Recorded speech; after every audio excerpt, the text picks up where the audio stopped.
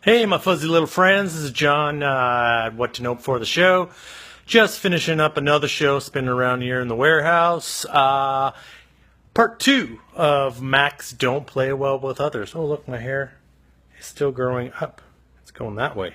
Anyway, part 2, if you checked out my part 1 of Macs Don't Play Well with Others, it was all about the dongle and that Macs don't always have the right plugs for older projectors and things like that in the side of them to plug projectors into, so make sure you got the right dongle to plug your projector in.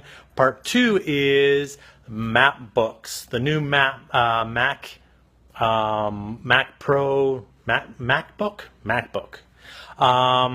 When you have the audio jack where you're running sound out of for the headphone jack in your laptop, if you unplug it and plug it back in, the MacBook will mute your audio coming out of your laptop.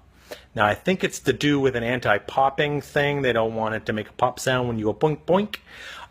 But we had this in the conference tonight. He unplugged it and plugged it back in, and then we couldn't figure out for a little bit why we weren't getting any sound, even though when we tested everything, we had sound before.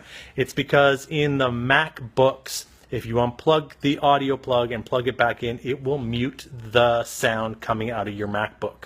So make sure if you unplug it, plug it back in, check the sound, the little tiny speaker looking thing there in the corner, that it doesn't have the little circle with the line through it, and unmute it before you try to run your video with audio. So MacBooks don't always play well with others, but you know what? Check the small details. It's all in the little tiny details. So make sure that that thing is unmuted before you start your video, or you won't get any sound no matter how many times you tested your audio before the event.